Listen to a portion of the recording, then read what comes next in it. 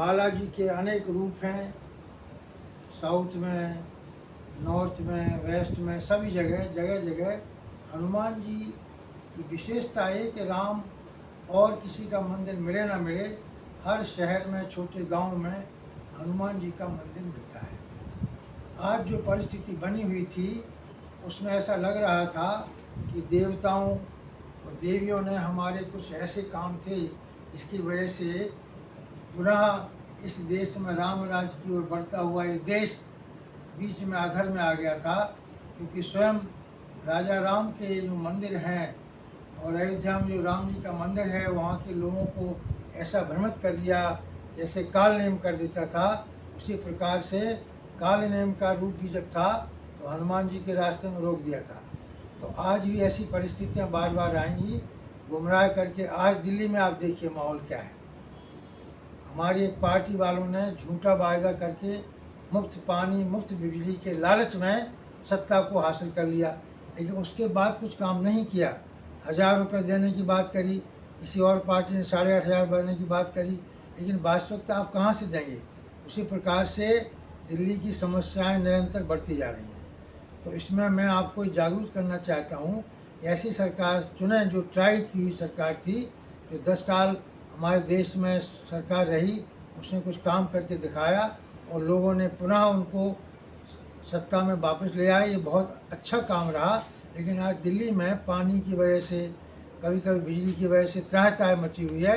इसका मतलब आपको 2025 के चुनाव में बहुत ही सोच करके, विचार करके वोट देना होगा। ये नहीं कि छोटे 200 बिजली के बिल के लालच में आकर के या और किसी झूठे लालच में आकर के, बस का किराया फ्री होने के लालच में आप उनको वोट दें। आप उनका आनंद लीजिए, लेकिन वोट उनको मत दीजिए। उनसे कहिए जो आपने वायदे किए, जमुना की सफाई है, जब छठ पूजा आती है तो क्या हालत होती है, लोग फिर भूल जाते हैं। तो मैं इस बार चाहूँगा कि जो 2025 में दोबारा चुनाव दिल्ली में होंगे, तो मैं राजनीतिक बात नहीं करता हूँ, मैं आपके अधिकार की बात कर रहा हूँ। तो इसी कृपा के लिए आपको हनुमान जी का चालीसा पढ़ना चाहिए, बालाजी का चाला पढ़, क्योंकि इनकी कृपा से आपका माइंड जागृत रहता है।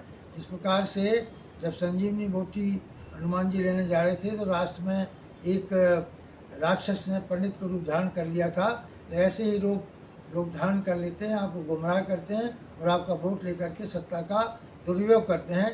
तो मैं चाहूँगा इस बार आप बहुत ही सतर्क होकर के ध्यानपूर्वक क्या राइट है, क्या ड्यूटीज़ हैं, क्या आपको मिलना चाहिए, क्या नहीं मिला है, उसको प्राप्त करने के लिए अपने अधिकारों के लिए लड़िए, सड़क पे इसके लिए उतरिए। और जो अपने वायदे पूरे नहीं करते उनको घिराव करिए और उनको अगली बार चुनाव में आएँ तो उनको वहीं से भगाइए, डंडा मार के उनको जूतों की माला पहनाइए, तभी वो सुधरेंगे।